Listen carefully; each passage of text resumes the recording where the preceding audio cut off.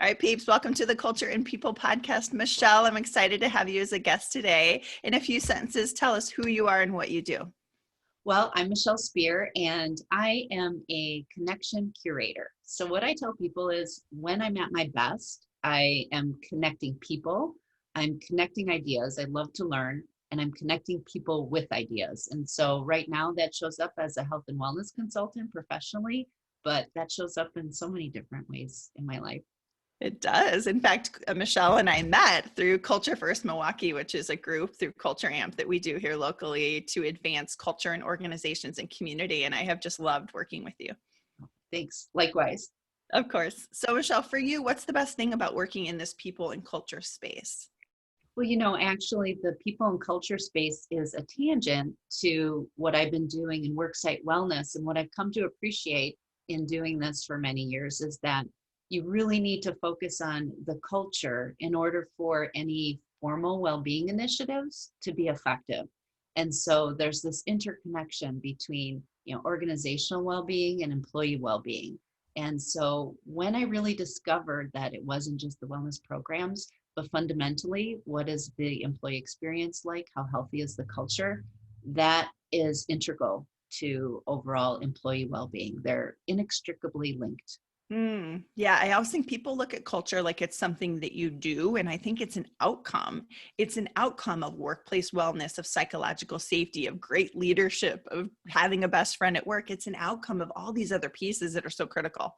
And the communication aspect and all of that. And I think we've really understated the importance of that leadership aspect. I really think so.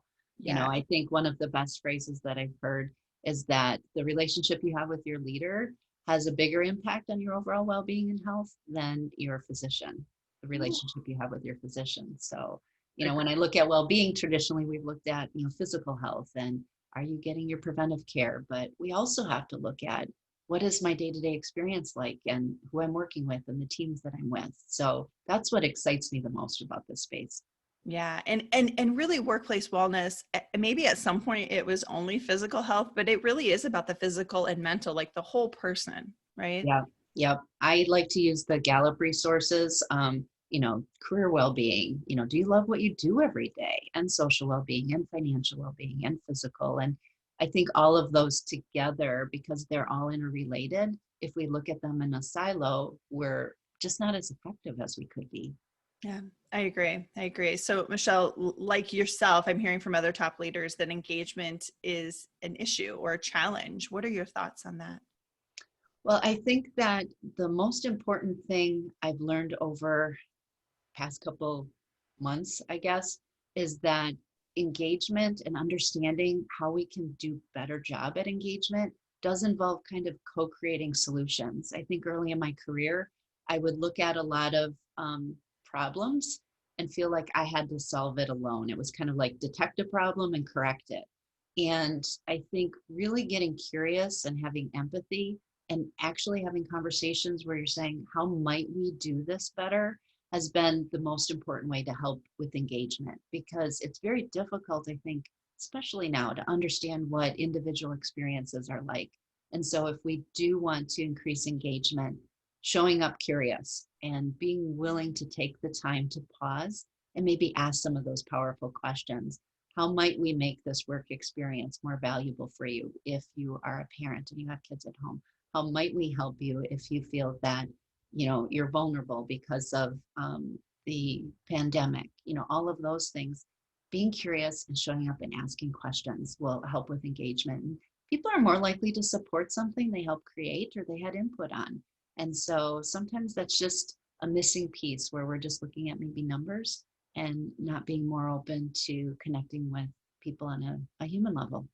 Agreed. Yeah. I mean, my whole goal is to restore humanity into our work and workplaces. So I love what you said, moving from detect and correct to this curious and empathy. That's so good. And that might lead to the next question, Michelle, which is more of the advice. So what advice would you share with organizations who want to grow their people strategy or evolve their culture?